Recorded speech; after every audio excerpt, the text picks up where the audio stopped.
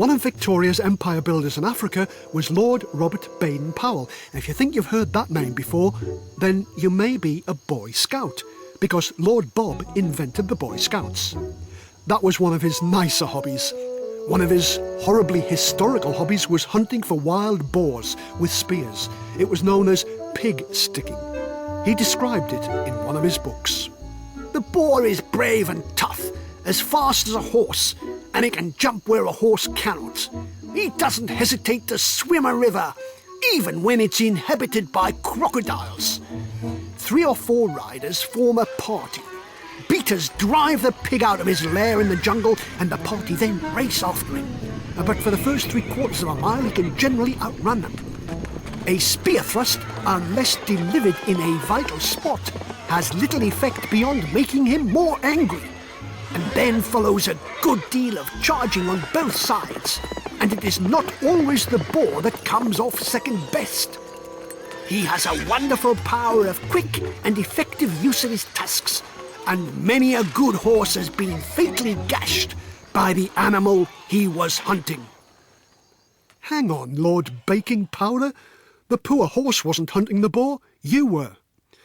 Chief Scout Robert obviously had some funny ideas about sport. Look at his idea of killing a hyena. I also had a ride after a hyena with a number of Arabs. One of the most alarming games I ever took part in, for the plan was to gallop him down and surround him, and for every man then to loose off his rifle at him. A gang of men shooting at an exhausted hyena. Call that sport? That's what the posh people did. But what about the poor? What did the poor people do for fun? They killed rats instead. A Victorian writer described a visit to a rat pit. 15 rats were flung into the pit, and they gathered themselves into a mound. They were all sewer rats, and the smell that rose from them was like that from a hot drain. Then a terrier dog was dropped in, and he buried his nose in the mound till he brought one out with his mouth. In a short time, a dozen rats were lying bleeding on the floor, and the white paint of the pit was stained with blood. In a little time, the terrier had a rat hanging onto his nose, which, despite its tossing, still held on. He dashed it against the sides of the pit, leaving a patch of red, as if a strawberry had been smashed there. "Time!" called the owner. The dog was caught and held, and the dead ones counted to see who had won the bet. Then the lad with the rats called, "Would any gentleman like any rats?" So, which vile Victorian sport would you fancy? Pig sticking or rat hunting? Hard choice, isn't it?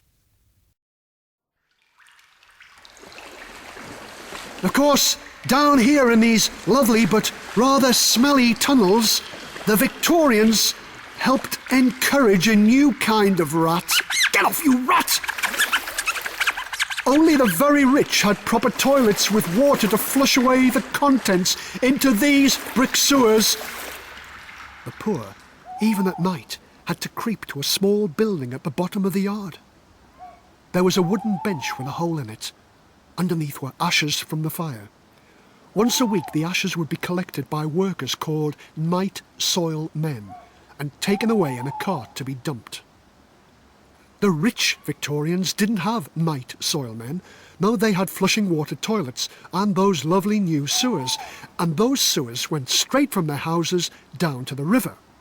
And they didn't care what things they dug up to lay down those drains. Things like dead bodies. Yep, they dug through the poor graveyards. They moved the bodies, dug them up and moved them. And that upset the relatives. It may even have upset the ghosts. The vile Victorians even had a song about it. Ladies and gentlemen, tonight I would like to perform that tragic song, They're Moving Father's Grave to Build a Sewer. You all know it. Feel free to join in. They're moving Father's grave to build a sewer. They're shifting it regardless of expense. They're moving his remains to put in 9-inch drains to irrigate some posh bloke's residence. Now what's the use of having a religion and thinking when you die your troubles cease? If some society chap wants a pipeline for his tank and they shift you from your place of rest and peace. But in his life or death, he weren't a quitter. And I don't suppose he'll be a quitter now. So he'll haunt their toilet seats in his funeral sheets, and he'll only get to piddle when he'll allow. Then won't there be some ruddy consternation? And won't those city chaps all rant and rave, which is no more than they deserve, for having the ruddy nerve to muck about with a British workman's grave. Workman's grave. And there you have it, a horrible tale from the death-loving, rat-infested, sewer-smelling, slum-dwelling Victorians.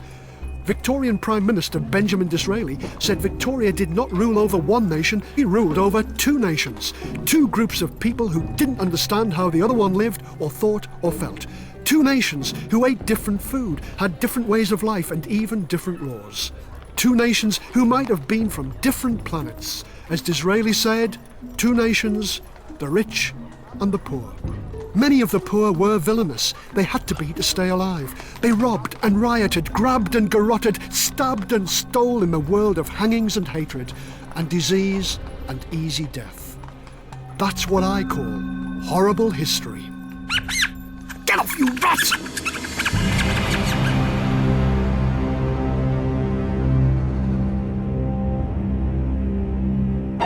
We hope you enjoyed learning about the despicable goings-on of our ancestors as much as we did when we made these CDs. Don't forget to watch out for other CD audiobooks on special packs of Kellogg cereals. You can learn about the terrible Tudors, the rotten Romans, the measly Middle Ages, incredible Ireland, and the vicious Vikings. Look for the whole horrible lot. Histories are written and read by Deary and produced by Nick Baker for Testbed Productions. Original music is by Danny Fromaggio, sound design by Dirk Maggs. Horrible Histories are published by Scholastic Children's Books. And they're really horrible.